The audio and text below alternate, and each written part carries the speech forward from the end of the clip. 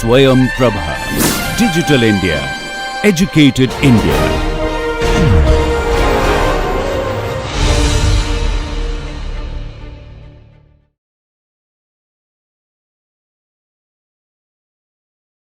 Okay, I think we can start. We have an hour and a half.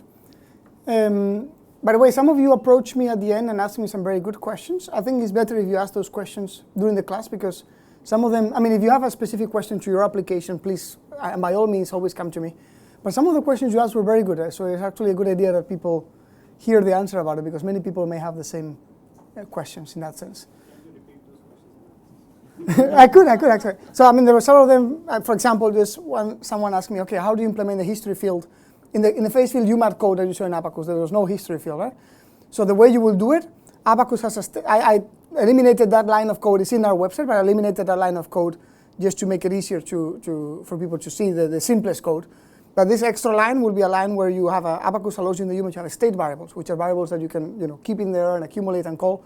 So you will store in that state variable the strength and the density of the previous increment, and then you will compare. It will be you take the maximum of 2, and that continues along. So just one line of code, for example. So there's multiple options like this. By the way, the codes are all in the website, so you can already download them and try to run them and see whether you like them or not. And if you have any questions, come by, of course. So yeah, before it was all about the implementation. You saw that the implementation is relatively easy. So the phase field is like a variable that you solve for, like displacements, like temperature. You solve that equation, and that tells you a distribution of the phase field 0 and 1 in the space, in time. And that 0, 1 will determine whether you have cracks, uncracked, or fully cracked material points. So that's the idea. So very simple to implement, very easy, and very robust. And I gave you some tricks on how to deal with convergence issues if you ever encounter them.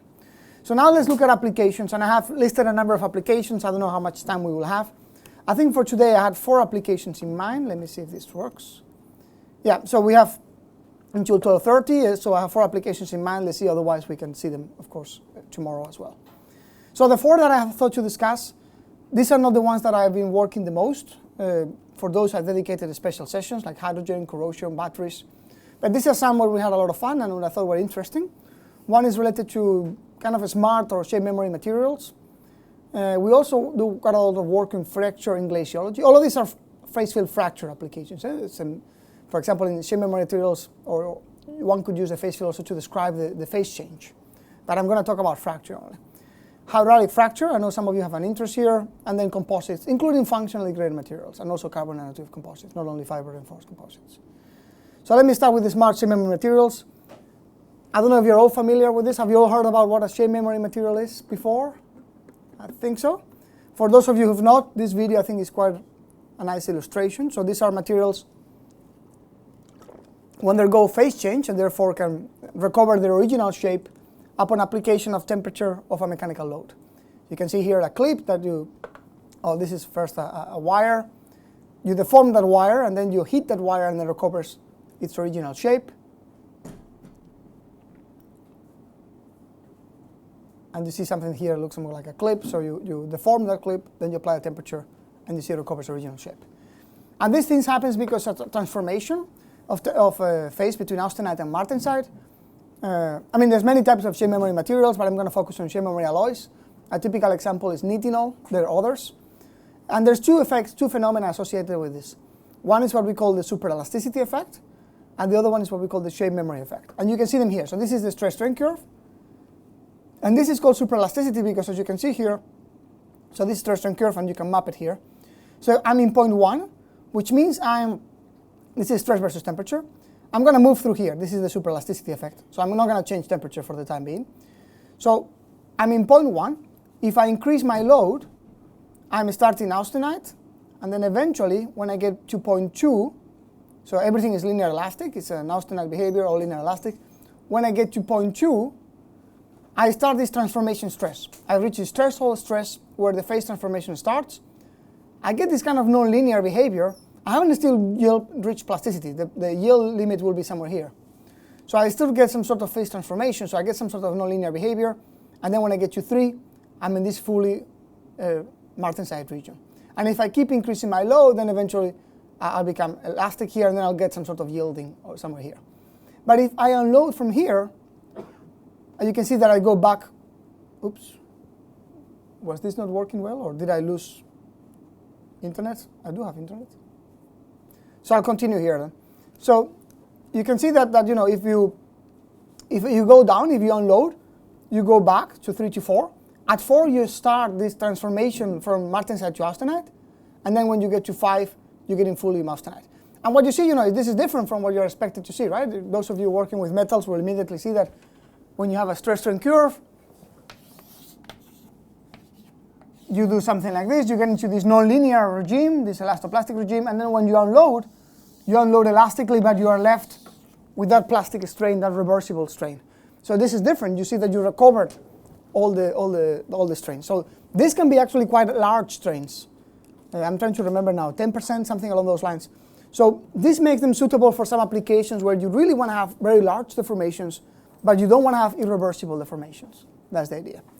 So yeah, this is the phenomenon. And this happens just because these kind of non-linear deformations are a result of a phase transformation. And then the other effect is the chemo-mechanical effect, where you have the same situation. Maybe you start somewhere here. So you very quickly go from A to B. So you start at a lower temperature. So you see, this is the difference between these two. This is the temperature that is above this austenitic phase transformation temperature, or below below that temperature. So you start going up from B to C. You start transforming to martensite. Then you get to C fully transformed, and then you unload and you have some remaining left. But then if you apply a temperature, you can take it all the way to austenite. This is what we saw in those videos. You apply a load, you have something that is irreversibly deformed here, but then if I apply a temperature, I can go back from C to A, basically. You move in this direction, and you go back to austenite, and you recover your original position. That's the idea. So these are the two phenomena.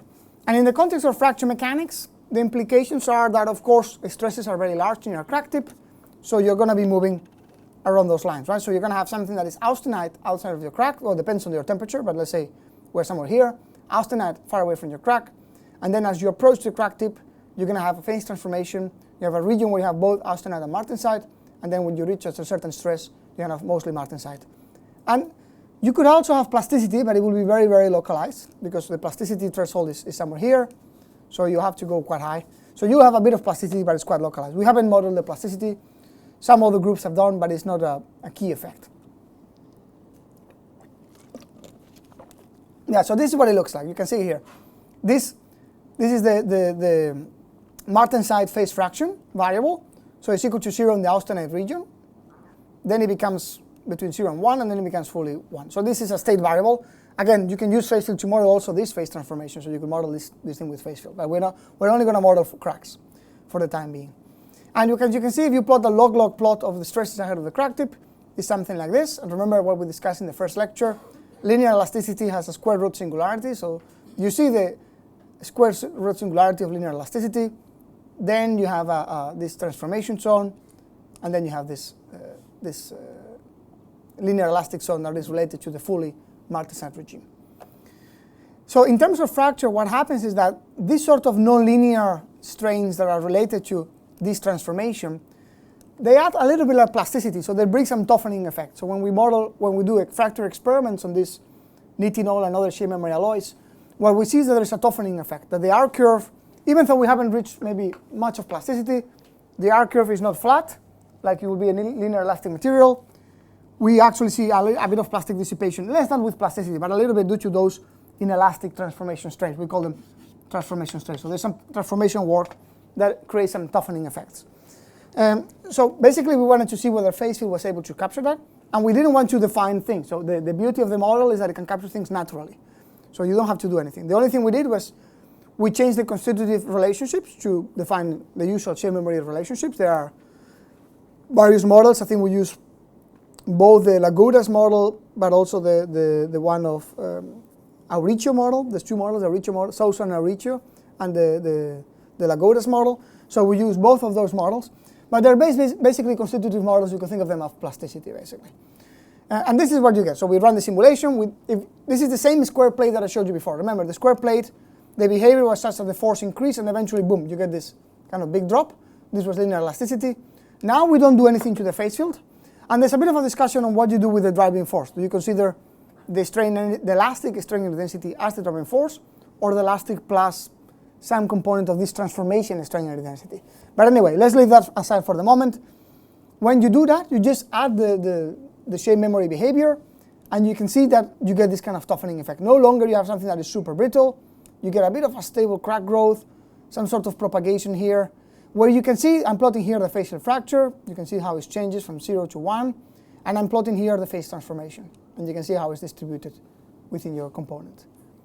So again, phase field is a variable, a field variable like temperature. You can see how it changes from 0 to 1. So I'm just running that analysis, and I'm seeing how it evolves. And I'm plotting also the phase transformation. You can see how it's localized in certain regions. And this kind of localization of phase transformation is triggering some sort of toughening effect. So we see what we expect to see from experiments. And then one of the applications where we solve a variety of boundary value problems, you can find details on the paper. But one of the applications that these Nitinol or the shape memory alloys are most widely used is biomedical stents, because you want them to, you want to crimp them first, you want to compress them initially, and then you want to expand them quite significantly. But you don't want irreversible deformations. And you also want a lot of basically elastic cyclic loading. So you want some sort of elastic hysteresis. So this is basically to ensure that you get blood. The blood is so sometimes the blood vessels can be blocked, and you unblock them through these stents. So you throw them in, you crimp it, then you deliver, you expand it post-deployment, and that way you open again the blood, and you enable the blood to go through, to flow through, and then you have basically, the first step is a compressive step, a crimp compression, then deployment expansion, and then as you flow the blood, you get systolic and diastolic compression and expansion. So you want to work with these materials because you don't want irreversible deformations, but you have large strains and you want them to be elastic. So you want to take advantage of the superelasticity effect. That's why they are so popular in the biomedical industry. But of course, they suffer from fatigue. So I will discuss about facial fatigue later on, but as you know, we can do facial fatigue. So this is work that I did when I was at both Cambridge and Imperial, and Lindsay Morris was at Cambridge. So basically, this is the idea. You can simulate in Abacus, this is Abacus or any other package. You can simulate how all these processes of systolic compression and tension, and then you can see how this cyclic loading, how you start generating damage, and how you eventually propagate cracks and so on. That's the idea. Okay, we're going to move to ice sheets and glaciers. So what was the new variable then? Say that again? One new variable was shown. Yeah, so the variable that I showed here, this is the I'm not solving for this as a variable, it's a state variable, so you could think of, I don't know, like the flow stress or the current yield stress. It's a variable that is updated locally. This variable, I didn't include a lot of equations on this because I thought it would make it too dense, but this variable is the Martenside phase fraction. So there's constitutive models that tell you, depending on where you are here. So for example, that variable is 0 when you are in the austenite phase, but here it starts becoming non-zero, and it becomes 1 when it's fully transformed, and then it becomes again, goes back to 0. So you can see here, this is that variable. It's a variable that tells you whether you are in the martensitic or austenitic phase. That's the idea. And it's a variable that in this case we solve internally. You could solve it as a phase field as well, as an extra phase field, and some people do. But in this case, we solve it internal as a state variable. And that tells me a little bit, think about it as plasticity, basically, how much plasticity you have, how much this transformation in elastic strain you have, and that governs how much of the plastic dissipation and toughening you get. That's the idea. So it's a similar model that you showed before. The only difference is that we have a material model that is this kind of shape memory alloy material model. That is not too different from a plasticity model from a conceptual perspective. There was another question. Yeah. So following up on that question, so we have two evolving fields here, right? So one is the phase field, Mm-hmm. the other is the phase fraction. Do you also confer the stress due to the formation of those phases? Yeah, so the constitutive model, I didn't include equations, but the constitutive model is such that depending on this, think of the yield stress. So the yield stress has an initial value, but then as you keep hardening your material, you're changing your yield stress. That will have an effect on your hardening will have an effect on your constitutive Jacobian, but also on the stresses. Similar thing. So there's this Lagoda's model or the Riccio and the Sousa model. Those models will have different constitutive equations telling you how the stresses evolve, such that you can capture this basically. That you can capture that as you get the phase, I mean this is 1D, but also in 3D, as you can capture that once you reach a critical, so these are input parameters into the model. You need to tell the model what temperatures this phase fraction happens, what stresses this phase fraction happens.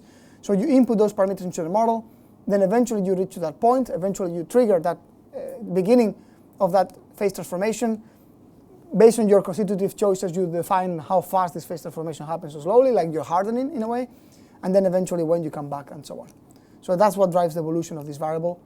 And then this, in phase field there's no extra couplings with the phase field. So everything happens in the constitutive modeling point of view. You could have an extra coupling. You could say that the driving force is not only the strain energy density that is elastic, but also the transformation one that is associated with transformation strains. Or you can leave it as it is. In both cases, phase field will be able to capture the fact that these transformation strains are bringing some toughening into your material, which is the main observation in fracture with these materials. And this is what we see there. Yeah. Okay. So the next application is ice sheets and glaciers. This is a beautiful problem to work with. So there's a lot of people interested in this. Basically, what glaciologists have concluded is that nowadays, back in the day it was a bit different. You had to do more with the temperatures of water. But nowadays, the main contributor to sea level rise is fracture, or what they call iceberg calving. So basically, an iceberg detaching from the sea. Because the ice is basically doing a bust stretching effect, so it's holding back the transport of ice and so on. And of course, this is a problem that difficult to tackle experimentally. This is the scales that are involved in this are very large. You can see here, look at the scale. This is 10 kilometers. So these are very large cracks. And there's a lot of observations, of course. NASA, the European Space Agency, others, they make a lot of satellite observations. So we have some data on when those cracks propagate. But it's important that we incorporate, if we want to predict sea level rise and therefore the impact that climate change will have, it's important that we develop physically based models that can capture this type of complicated phenomena. So let me tell you a little bit of the problem. So the problem is as follows. Let me first familiarize you with the terminology. So we have here an ice sheet. This could be, I don't know, Antarctica or the South Pole, or the North Pole, whatever you want.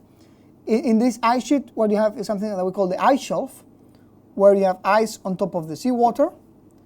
And then what you have is some areas where you have water, meltwater, and then crevasses. Crevasses are like of cracks. These are crevasses with meltwater. So you can see pictures here. These are the crevasses. These are dry crevasses. There's no meltwater. These are wet crevasses. They are full of meltwater. And then eventually you get the growth of those crevasses, those little cracks. Well, not little, those gigantic cracks. Eventually they grow. And then when they grow all the way through the ice shelf, so they go all the way from here to here, then you get a detachment of the ice, and then this is what we call iceberg calving. Then you get this ice floating there. So this is what we're trying to predict. By the way, you can see that you have basal crevasses are the ones at the bottom, and then you have also some surface crevasses. And then this is a hydrofracturing process because effectively what you have is that with climate change, you have higher temperatures. Higher temperatures lead to more meltwater, and you will see later the meltwater acts as a tensile stress, so drives the fracture basically. So the question here is, okay, if you increase the temperatures by this amount, how much extra meltwater would you have? And based on that extra meltwater, what will happen to your cracks, to these crevasses? Will these guys grow? Will they remain the same? Would you have this iceberg calving process? Will they go all the way down? This is, by the way, a crevasse, so you can see these are big cracks.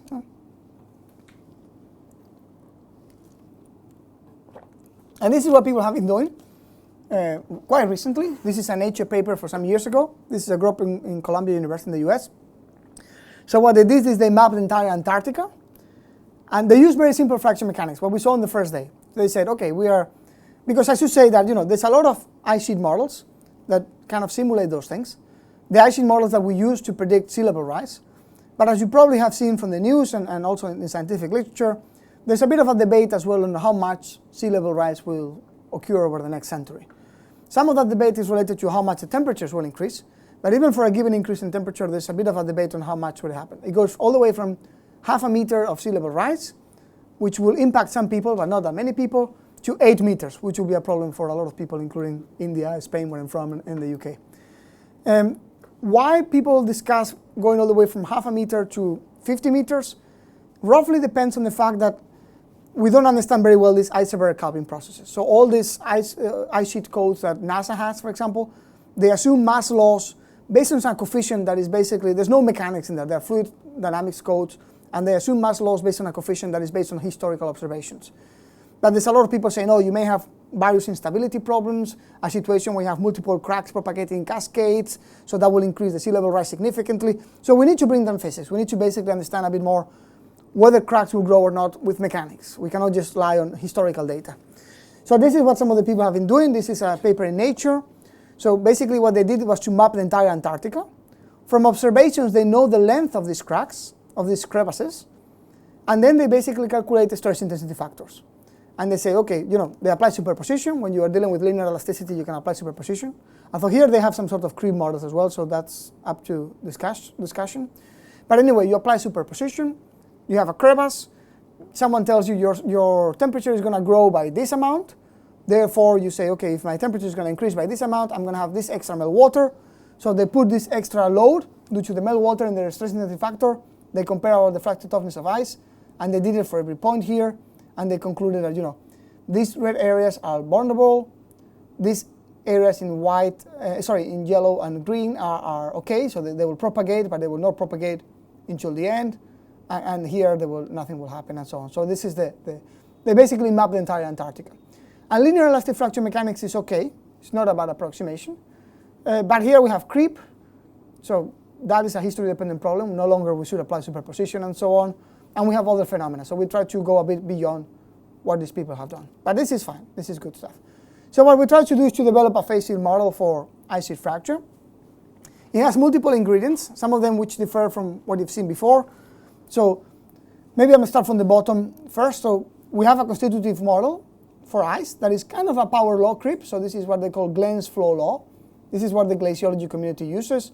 This is how they think ice behaves. They do experiments in the lab, and they conclude that ice behaves like this. This is Glen's flow law. So this is a power law creep, basically. So that's for the constitutive behavior. Then the phase field equation is the similar as before. The only thing is that, well, you have viscoelastic or viscoplastic strains due to the creep. We do also have inertia. We account for the role of inertia here. So you can see it's just the balance of linear momentum with the acceleration term. And the dots should be on the U, not on the rho. I don't know what that's coming from. Anyway, this is density, force equals mass by acceleration. Just the balance of linear momentum. We use poroelasticity, so this kind of poromechanics description of an effective stress, to basically define three regions: the intact ice, the water field fracture, and then the ice fracture interface, where you have some areas where you have some pores and basically they're full of water. And then you have the air. And then basically we change a little bit the phase field fracture model. We use, I told you before there were multiple models, 81, 82, phase field inclusive zone. This is one of those models, more like phase field inclusive zone. So it's based on a critical stress. The reason why we use this one, I actually like very much the conventional one because it's based on Griffith. The reason why we use this one is that it separates a little bit the length scale from the fracture properties.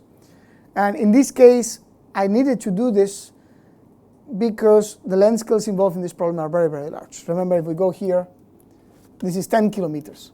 So if the length scale of my ice is 1 millimeter, then I'm going to have a big trouble meshing something like this. It's going to be impossible, basically. So I deviated a little bit. It's kind of the price you need to pay. So I use this kind of a stress-based phase field fracture model. And then we model a number of problems. So the first one, we're looking into the growth of a single crevasse. So this is the problem that you have, basically. This is the simplest boundary problem you can think of in 2D. So you have this ice sheet. Then you have the ocean here. So this is just a load here that depends on the ocean. And then what you have, so this is a compressive load that is closing the crack. The ocean actually doesn't want you to crack your ice sheet. However, the meltwater that you have here is applying a pressure, so you get some tensile stresses in the tip of your crevasse due to the meltwater. So it's a competition. And you can see here the stress field, right? So this is for a land terminating glacier, and this is for an ocean terminating glacier. You see that you go from a region, the red is tensile stresses. So your crevasse is in a region of tensile stress. So initially your crack wants to grow, but then eventually it's going to find a region of compressive stresses. So eventually your crack is going to stop. And even more for the case of an ocean glacier. Well, the tensile domain is very small, and quickly you jump into a compressive domain. That's why these things don't typically crack. That's why the icebergs don't typically detach. You don't have ice detaching, icebergs forming. The reason is that because of climate change, we get more higher temperatures, therefore we get more meltwater. So this meltwater will facilitate the fracture. So it will be a competition between these tensile stresses and the compressive stresses that the ice is seeing due to the ocean. And so this is what we do. So we run the phase field simulation. Again, very simple. Same model as I showed you before. You just add the viscoplastic model, the Glenn flow law, and you have something like this. If I run it again, so the crack grows and eventually stops. Here, because of the compressive load, I don't have enough meltwater, it stops. So we can plot the normalized crevasse depth. So 1 means you got the full iceberg calving, the crack grow all the way through the ice sheet, versus the meltwater depth ratio, right? And as we have more climate change, we'll go more toward this x-axis. And we compare with the finite element solutions, with the linear elastic fracture mechanics solutions, which you can compute just by computing, stress intensity factors here and comparing. And we can see that actually phase field is in good agreement. One has to use a Poisson ratio of 0.5 for the linear elastic fracture mechanics solution, because even though the ice has a Poisson ratio of 0.35, you do have, due to this Glenn's flow law, some sort of incompressible behavior. So due to the creep, you have incompressible behavior. So my phase field calculations, I can use the real Poisson ratio, and phase field will account for that incompressible behavior. But in linear elastic fracture mechanics, I do need to put a fake Poisson ratio that accounts for that. But when I do that, linear elastic fracture mechanics captures that well. And of course, what you see is, as you expect, if you have very little meltwater, the crack will grow but stop. As you increase the meltwater, you increase the load inside of the crack, and then eventually you get the situation where the crack will just grow through the entire ice sheet. This is fine, but we didn't need phase field for this. Linear elastic fracture mechanics did a good job. So the idea now is, what can we do to go beyond this, right? What can we use the phase field for? One is that we may want to see how multiple crevasses interact. If you go to reality is much more complicated than a single crevasse. You can see it here, you can see it here, multiple crevasses interacting with each other. So reality is much more complicated than this. So let's see if we can go beyond what the community is doing. We're using phase field. So here you can see the interaction between multiple crevasses. We do this, of course, for multiple spacings and so on. So there's a bit of shielding. You can see that the crevasses on the edges go a bit faster, but for this spacing, there's not much shielding. And we can compare this with a model called the night zero stress model, which is based on just computing stress fields and determining when the stresses become compressive. And we can see that we get actually a relatively good agreement, depending on the height of the ocean and the meltwater ratio. So we seem to be getting a good agreement. Then the other aspect that we have is floating ice shelves. So these were grounded ice shelves, but we can have floating ice shelves where we can have these basal crevasses in the bottom and the surface crevice in the top. So again, you have a bit of a funny boundary condition here, but you have some Robin type boundary conditions to capture the buoyance pressure on the vertical displacement. But otherwise, it's the same problem. Again, you capture this with phase field. You can also capture it with linear elastic fracture mechanics, and again, we get a relatively quite good agreement in terms of the normalized crevice depth versus the meltwater ratio at the edge and near the center. So you get different behavior depending on where you are. But what we can do with this is also something that you cannot do with linear elastic fracture mechanics. We can look at the interaction between crevasses. If you have a basal and a surface crevasse, what are they going to do? Are they going to make the fracture more easily? That depends on the spacing. You can see here how they interact, or sometimes they don't interact with each other, depending on the mixed mode conditions near the crack tip. So we can see, for example, we learned that the final depth of the surface crevice is almost insensitive to the presence of the basal crevice. We know that the depth of the basal crevice increases with the separation to the surface crevice, and we know that the basal and surface crevice do not coalesce with each other. That's the idea. We can also model more realistic cases. Again, something that is more difficult to do with LAFM. So we take a glacier, a particular glacier, the Helheim Glacier. We can, from observations, from field observations, we can infer what is the basal topography and the surface elevation. This is the seawater. And then we can model the nucleation of crevasses. So we can model the creep. We can assume that when we reach a critical creep strain, damage will initiate, and then we can model the fracture. You can see here the damage nucleation due to creep, and now you can see here the evolution of the phase field and the complete fracture of the crevasse. So this is the idea. First, you model in this realistic configuration how those crevasses nucleate, which happen in areas of high surface gradients near the calving front, and then you can see how you get a little bit of some swallow crevasses growing away from the calving front, but near the calving front, you get significant damage. That's the idea. And we can also do 3D. There's a lot of interest in understanding not only in 2D, but what happens when you have a 3D crack. And we see exactly what they see in those field observations, that those crevasses grow up to a certain point. Then, because of the compressive stress state, they stop, but then they start growing in the horizontal direction, right? So you grow the crevasses a bit here, then it stops, but then it will start growing and they interact with the other like this. So the mixed mode condition, and this is exactly what we see. We have some field observations and pictures. I don't know if I put it here. I didn't put it, where we can do this. So basically it allows you to, it's a model that agrees with linear elastic fracture mechanics, so you're in agreement with what the scientific community is doing. But you can also use it to model more complicated scenarios, 3D, 2D, interaction of multiple crevasses. And one that we were particularly interested in was this marine ice cliff instability. So I said before, people are discussing whether the sea level is going to grow by 0.5 meters or 50 meters. And this is mostly related to this phenomena like marine ice cliff instability. So glaciologists, they argue that these things have happened in the past, so they may happen now. But all the discussion in the glaciology community is based on data, right? So they have some historical data and they say, this phenomenon happened a long time ago. We believe that today we have situations similar to the scenario where this happened many years ago, millions of years ago. So the question is, will it happen again or not? And I think we should look at this problem from a mechanics point of view. And the idea of this is that if this becomes, this ice cliff elevation becomes sufficiently large, you'll have a collapse mechanism where this will fracture. And once this is fractured, you expose again a very tall piece of ice to the sea. And therefore, you have this kind of marine ice cliff instability driven runaway retreat. So things are failing in cascade, one after the other. And if this, catastrophic collapse mechanism happens, so this was published in Nature some years ago, and it's been debated among the glaciology community. If this thing happens, if the ice by its own weight causes this damage, then it will be catastrophic because we'll lose a lot of ice. But whether it will happen or not is unclear. And we have looked into this problem basically with phase field.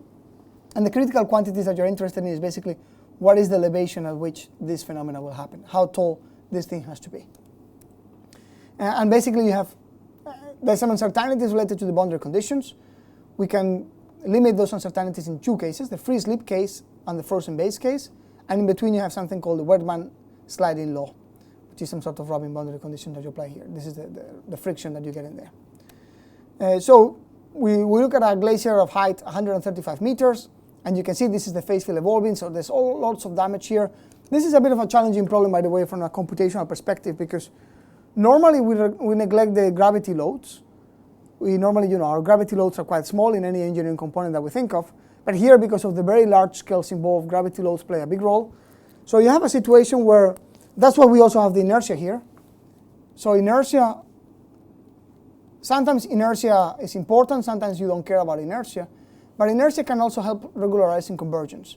And here the challenge is that if you think of a gravity load, think of a force displacement curve, you are somehow telling your component that your gravity load is, it remains constant or in time.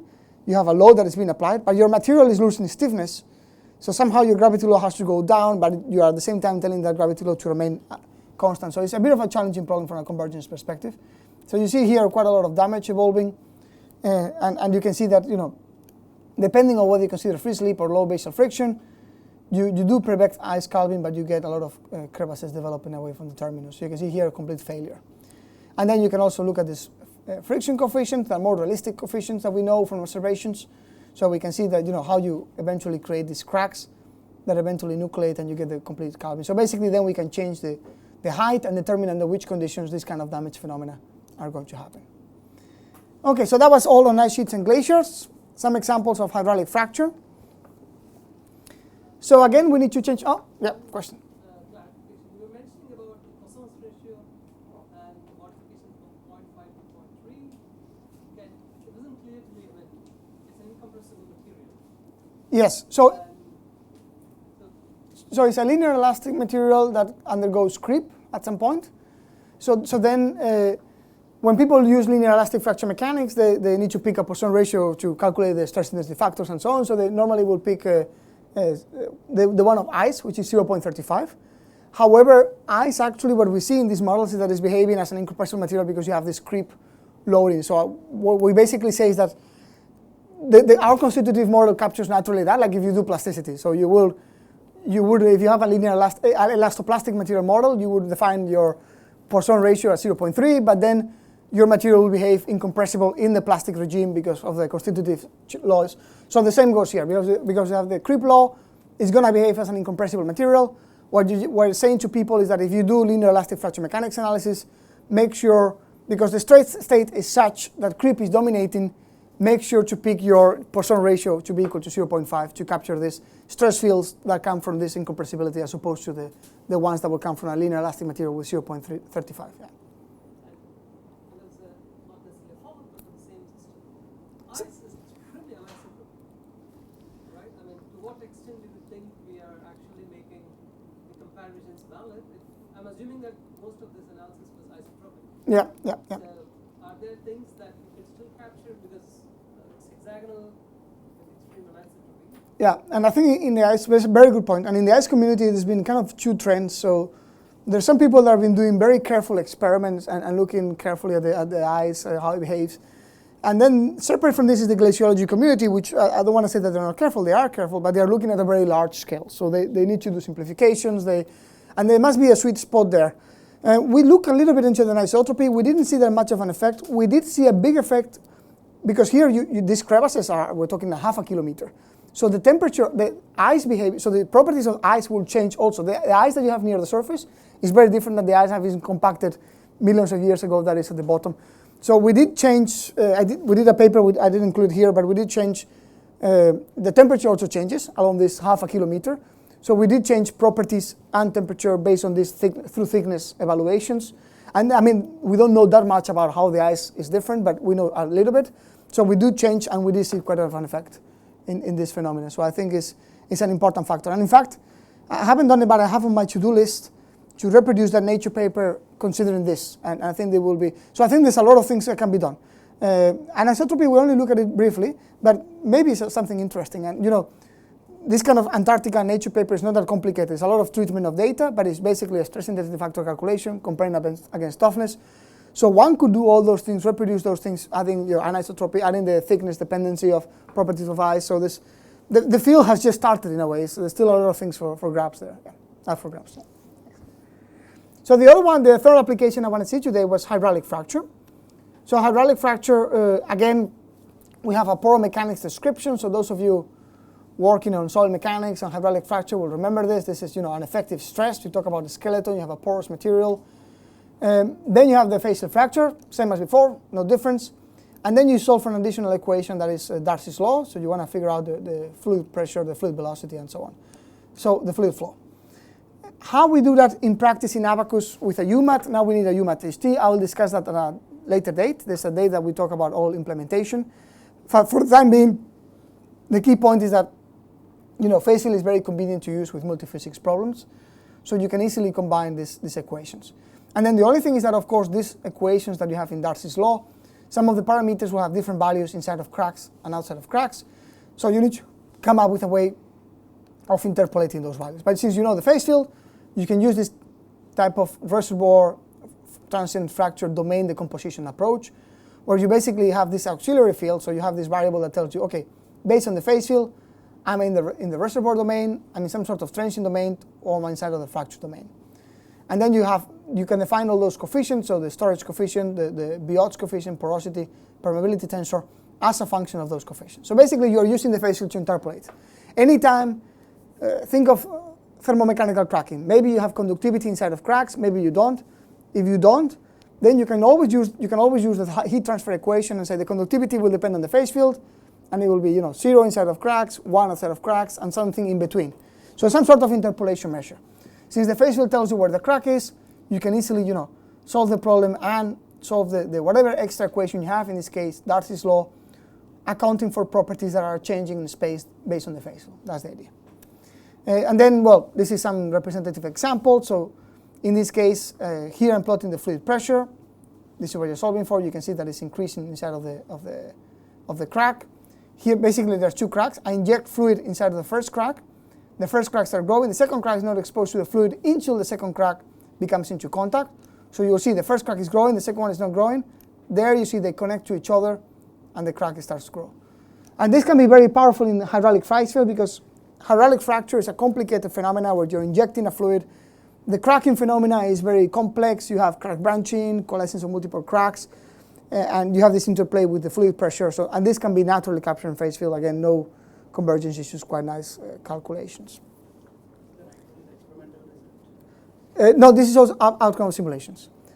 So there are some experiments, and let me see if no, I don't think, I'll show you a boundary value problem where we validated against experiments. It's tricky sometimes to do this kind of experiments, but people do have experiments where they inject something and they see multiple cracks going, and so on. But this is all, so this is the fracture and this is the pressure, this is all simulation. Yeah. This is another case study, if I remember well, where we have, again, a crack with fluid, another crack sitting down there. This is another classic benchmark in the hydraulic fracture community. So you can see that you're injecting the fluid in the inner crack. That crack starting to grow, and then eventually when it grows sufficiently, it interacts with the other face field, with the other crack, and then the both cracks grow. So I guess the point is that you're capturing this interplay between the pressure and the fluid and the crack, basically. The pressure, right-hand side, what is evolving is the pressure, right? Yes. So think of a fluid. Basically you're growing cracks because you're injecting a fluid at a very high pressure inside of a crack. So that is going to lead to tensile stresses. So you are similar to the hydraulic fracture problem, the glaciology problem, right? You had a crack that was growing due to the fluid injecting some tensile stresses. So this is the way they do hydraulic fracture. They inject a fluid that is typically water plus some other components that grows cracks. So you can see that how basically what we're showing here is that by injecting the fluid, this crack in the inside is growing. Eventually this crack has no fluid, but when the two cracks go together, the fluid goes through both cracks and then you start seeing both growing along. They became analogous, that's when you get to show this. Say that again?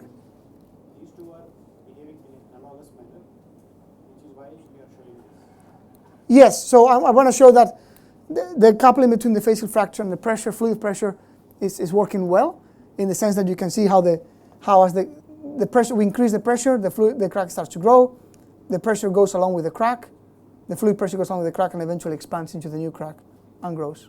The static liquid, right, to which you are using another liquid. So in this case, Darcy's law is based on laminar flow. Some people argue that in hydraulic fracture you have actually turbulent flow. So they have more complicated models where you could combine this with a more complicated fluid dynamics description. In this case, Darcy's law is based on laminar flow. Yeah. So here, what is the loading which is actually driving this propagation of the crack? Just the fluid pressure. So you can define a fluid pressure. So because you are solving an equation for the fluid pressure, you can define a fluid pressure. So you can inside a right-hand side, this is like a source term that will be like a flow rate. So you can define your flow rate of the fluid, and then you can grow the crack. So this will, of course, lead to, so there's a coupling here with the pore mechanics. So this will change your strains, and that will change your phase fill. That is the coupling. Yeah. And this is one that we compare with an experiment, but I don't think I included the experiment. No, I did not include the experiment. But this is a classic experiment where we got good agreement. We basically have a rock. This is an axisymmetric model. They inject a fluid. They have multiple injection points, and they try to see how those injection points correlate, and we get a good agreement with experiments. What you see is depending on the spacing, you get different behavior. But eventually you see all the cracks propagating, there's a bit of shouting effect, and some of the cracks interacting with each other. Let me just play it again. So again, 4 injection points, you are injecting a fluid, your crack is growing.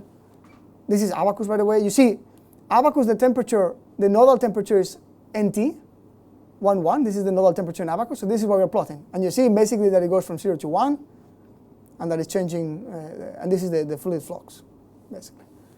So this is the idea. You just run standard abacus simulations, but your cracks are going to evolve between 0 and 1. Okay, so that takes me to the last element, and I have half an hour to cover this, which I think should be fine. Composites. And I want to cover 3 things. Functionally gray materials, which are arguably a type of composites. Fiber reinforced composites, carbon and glass fiber reinforced composites. And finally, carbon nanotube-based composites, kind of smart materials. So functionally gray materials, this is a topic that interests a lot of mechanics people. Particularly, I think is quite popular in India. I think a lot of people like to work on functionally gray materials. Among others, because it's a topic that is interesting from a mathematical perspective. It's easy to, you do a buckling analysis, vibration analysis. Instead of dealing with constant properties, you change your properties of function space, and you can use the techniques and reapply your techniques and get an insight into this. But the idea is that basically these are materials where composition and properties vary in space. So for example, you have something like this, where you could go from, 100% metal to 100% ceramic. So you start in one side, or anyway, material 1 to material 2. You start with 100% material 1, you vary composition, until you get to 100. So you go from 99% material 1 to 1% material 2, 98% material 1 to 2% material 2, progressively until you end up being 0% material 1 to 100% material 2. So your properties vary in space. And these are useful, well, for mainly two reasons. Whenever you have non-uniform surface conditions, for example, there are components that are exposed to a gradient in temperature. So you may don't want to use a ceramic that is heat resistant throughout the component. Maybe you want to use the ceramic in the part where the temperature gradient is highest, or temperature is highest, but then change progressively your component to another more cheaper or more interesting component material in the side where you don't need such a strong, let's say, temperature performance. The other approach is to eliminate the stress discontinuities at interfaces. So for example, you see here, you have a heat-resistant ceramic coating and a metal substrate. If you don't have any sort of interface, you have a stress discontinuity because you have two different materials. But if you introduce a graded interface, then you have a much more smoother transition of stresses between one and the other. So these are basically the reasons why we want to use this kind of functionally graded materials, to accommodate non-uniform surface conditions or to eliminate stress discontinuities of interfaces. But these problems are interested in fracture, and the reason they are interested is that they bring mixed mode conditions inherently. So if you think of a plate with a crack in mode 1, this you would expect to be a mode 1 fracture. You would expect your crack to grow like this, and that's fine if you have an homogeneous material. But if you have a material where you have a special variation of material properties, for example, your Young's modulus is going in this direction, then if you calculate the stress intensity factors, you can do that quickly in Abacus, you will see that you don't get any more K2 equals 0. You get something that is non-zero due to the gradient in properties. This is Young's modulus that is varying in space. So due to the gradient in properties, you're going to get mixed mode conditions. So this crack will do something funny, and then eventually all cracks like to go mode 1 at the end of the day, so it will do something funny and then it'll go. And not only that's only if you consider the mechanical properties, but the fracture properties, of course, will also depend on composition, so they will also change in space. So your toughness is also likely going to go that direction. So your crack at the end may actually do something funny like this because it will deflect towards your more brittle material. That's the idea.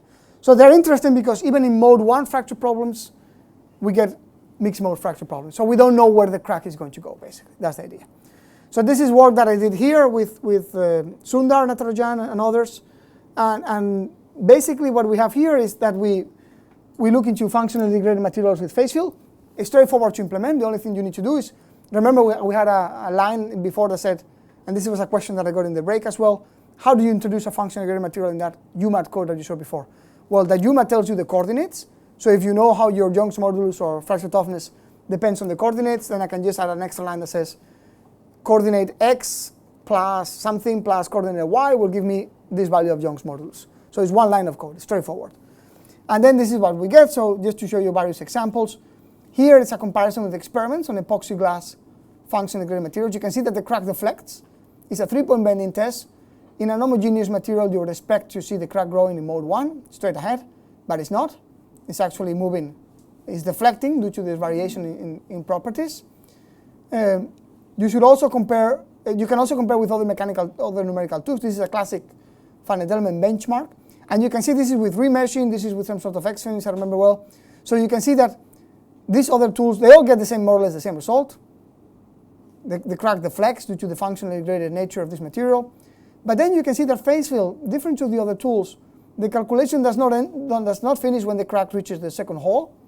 Phase field has the ability to predict the nucleation of a crack. So you keep loading, a crack appears there, the crack continues to grow, eventually the crack reaches the third hole, then you keep loading, a third hole appears, and then you get the complete failure of the. So different to these other methods, whenever the crack reaches the hole, the calculation is an end. We have the ability to predict the nucleation of cracks from smooth areas, like here, and then you can grow the propagation of the crack. So I think this is another classic example. But basically, this is the idea. You can capture well with experiments the crack deflection due to this variation in properties, and you can capture well also this kind of fracture property. And you can do it in 2D and 3D. So we have used this to develop kind of fracture-resistant materials. So some people say, okay, if we can change properties in space, maybe we can do something where we basically design a material where the crack will encounter a tougher material as it propagates, this is what you see here. So this is a 3D problem. This is the crack. This is done in Phoenix, so the crack was defined geometrically. So the crack starts here. This is the phase field. You see the phase field starts growing, but it's growing in a stable way. And how can it be that a situation where you have a mode 1 fracture or mixed mode, but mostly mode 1 fracture in a linear elastic material, the crack is growing in a stable way? Well, the reason is that here we're introducing the functionally graded materials along the x direction, so along the crack propagation direction, which means that the crack as it grows is encountering a material with a higher toughness. So then even though it wants to grow, it does not grow because eventually it grows if you keep applying load, if you keep putting energy in there, but it's encountering a material with a higher toughness and therefore you slow down your growth. And we also did other cases. For example, you vary the properties along the thickness direction, and then you can see how the crack starts to grow in the corner that is weakest, and then eventually you get this unstable crack growth. But you see you can get convergence quite nicely, full fracture propagation in 3D. Convergence gets quite nicely captured. You can see this starts here on the corner, which the toughness is weaker, but then eventually expands through the entire domain. And this is the kind of force displacement curves that you get. So you get, this is the homogeneous response. And then depending on what you're after, you could design a material where maybe you wanted to, you don't mind about the peak load being lower, but you want to see a stable crack growth fracture because then that allows you to replace your component. You can see it with your own eyes that is damaged. You can replace your component as opposed to catastrophic failure. Or you want to do a functionally graded material where you want to increase your load carrying capacity and you don't care about the failure that will happen because you are sure you'll be moving around somewhere here. So this is the kind of games you can play where you vary the properties in space, the composition. And I didn't discuss much about how you would implement this, but it's straightforward. You just, in the UMAT, you just change the Young's modulus as a function of space, or the toughness, any property that you change as a function of space. And this is where we use the adaptive remeshing that we discussed the other day. Again, because we don't know where the crack is going to grow, because of these mixed mode conditions that come with the functionally graded material, then we want to use this kind of technologies to minimize the cost. But we discussed that the other day.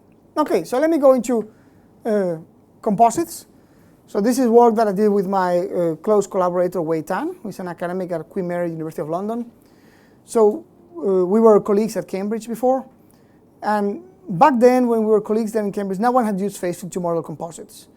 We started working on it, and another group also in Spain, from Seville and Girona, they published something, but they were looking all at the macro scale.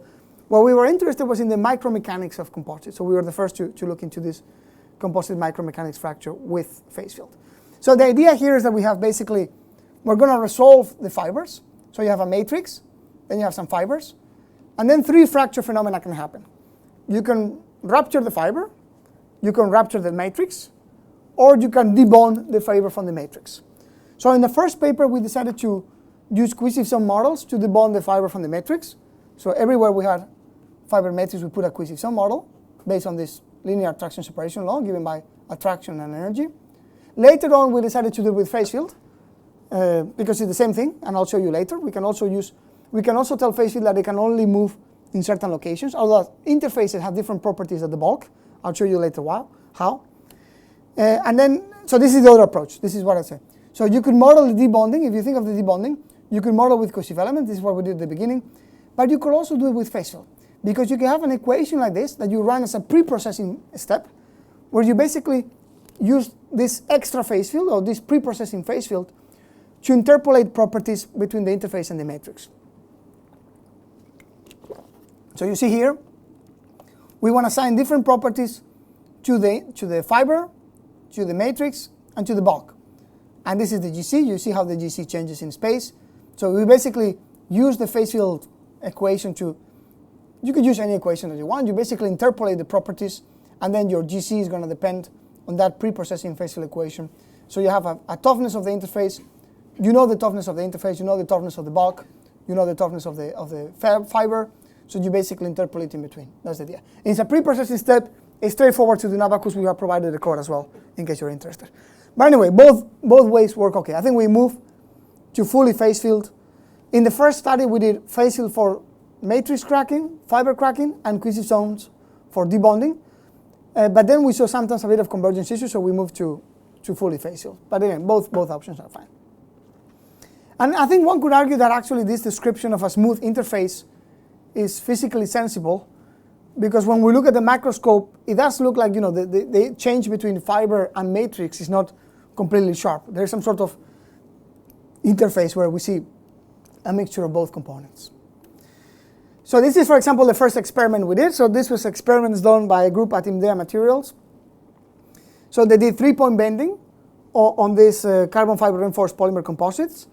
And of course, we didn't decide to model the entire sample. We didn't model the micromechanics of the entire sample because that would be too expensive. So everything we assumed was homogeneous everywhere, except for a region in front of the crack, where, based on the experimental images, we incorporated in our finite element the fibers, the matrix, and their debonding. So this is what we got. So we run the simulation. On the left, you see the experiments. On the right, you see the simulation. So basically, what I'm doing here is I'm telling Abacus when phase field is larger than 0.99, remove the material. So you see here how the crack grows. You see multiple things happening. You see that more or less the experiment and the model are in relatively good agreement. So they're supposed to run at the same time, more or less they reach the same profile. So what you see in the finite elements is multiple things happening. So you see here, there's some debonding. Some fibers are debonding. You also see there's some cracking of the matrix and the growth of cracks to those fibers debonding on the matrix. And this is exactly what you see as well in the experiment. Right? Propagation of a crack through the matrix and some debonding between fiber and matrix. You can see here a comparison with experiments for different levels of applied displacement. So initiation of a crack, you see there seems to be in good agreement, and then the propagation of a crack. And you can see there's a bit of debonding, those fibers and matrix have debonded, and there's also a crack growing through that interface. And then when we plot the force displacement response and the R curve, we capture what you see here. So this is the force displacement response. Again, seems to be in good agreement with experiments. These are all, the black lines are replicate experiments, so they did multiple experiments. They get a bit of scatter, not too much.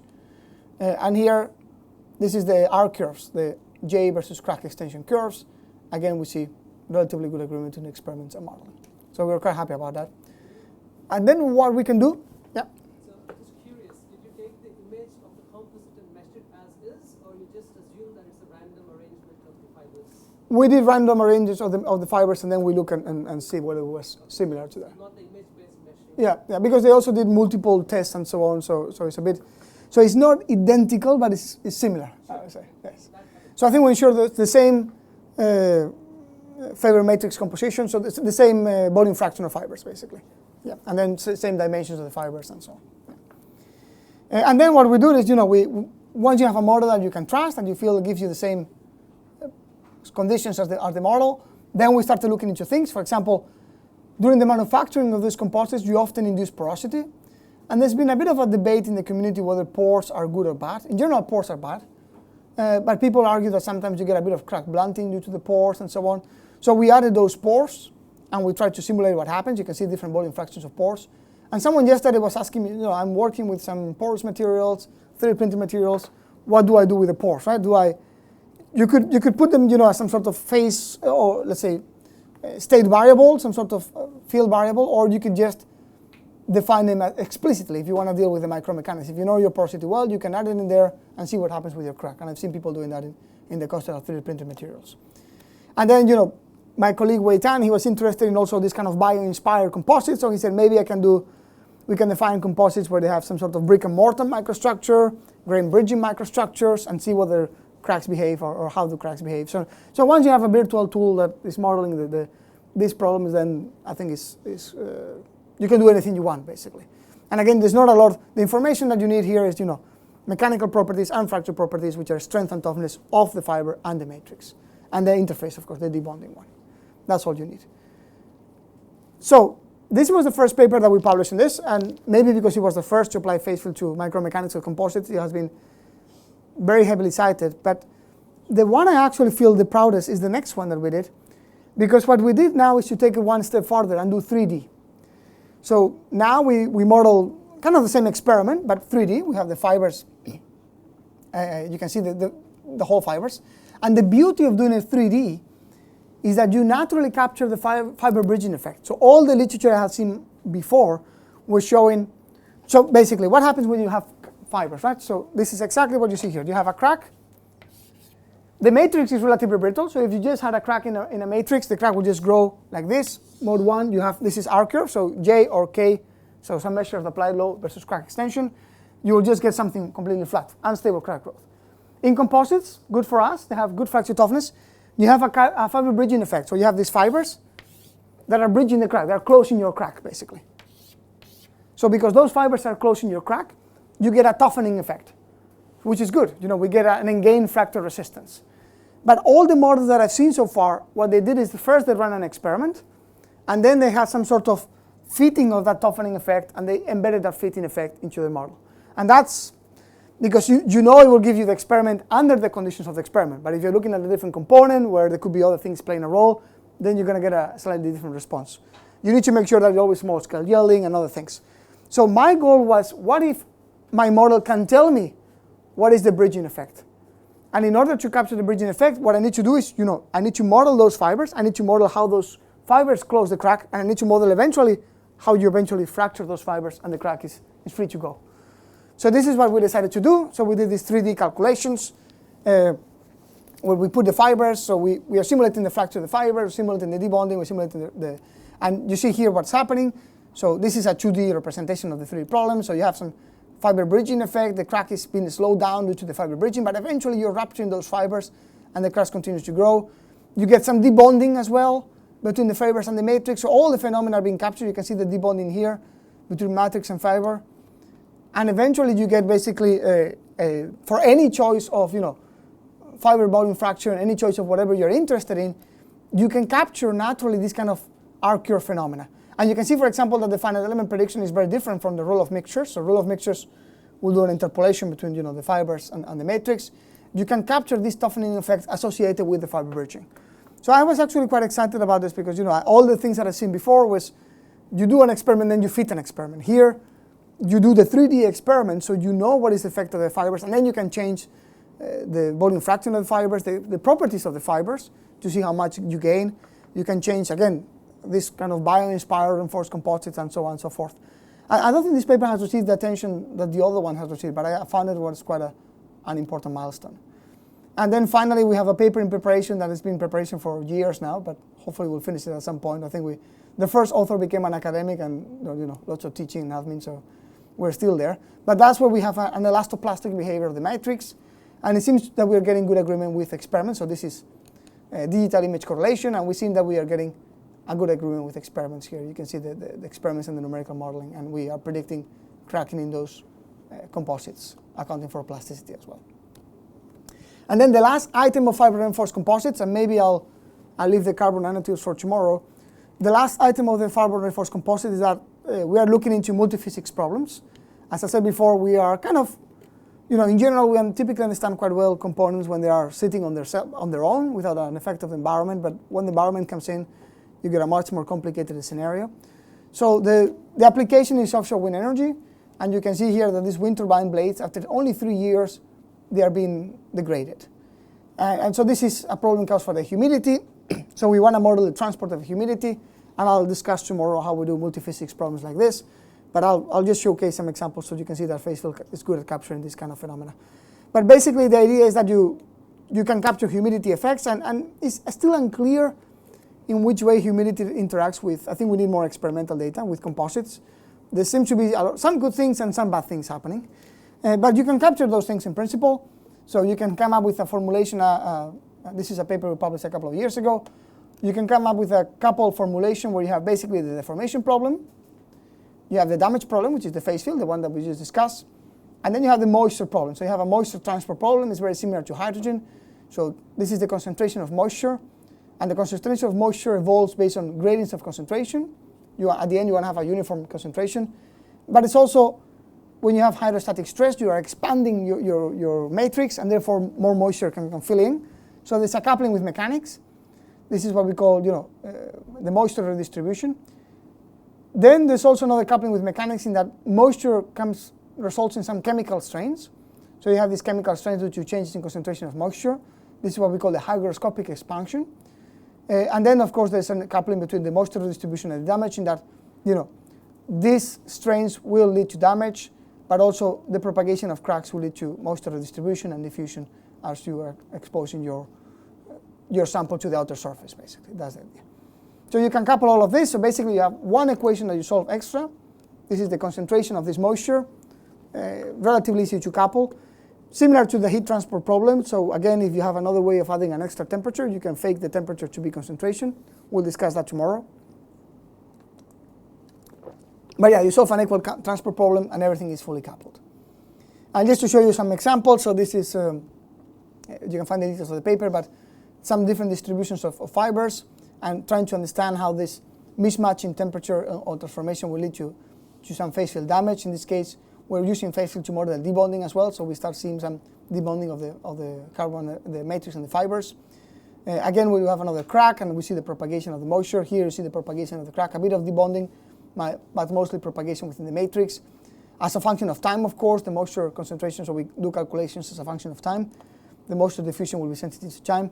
We did it across multiple scales, so not only at the macro-mechanical aspect, but also the laminar case, and we deal with typical scenarios of boundary conditions typical of humidity, so you have some sort of absorption stage, some equilibrium stage, and then some drying stage, and you can see how the laminate behaves under each of those conditions. And yeah, this is basically some of the representative results. We have 10 more minutes left, but I don't have enough time to cover the carbon nanotube composites in 10 minutes. So maybe I think yesterday I stole a bit of your time. So maybe today I'm gonna give you back those minutes that I stole from you. Any questions so far? Okay, if not, you're free to go. I'll see you in the afternoon. And yeah, have a nice lunch.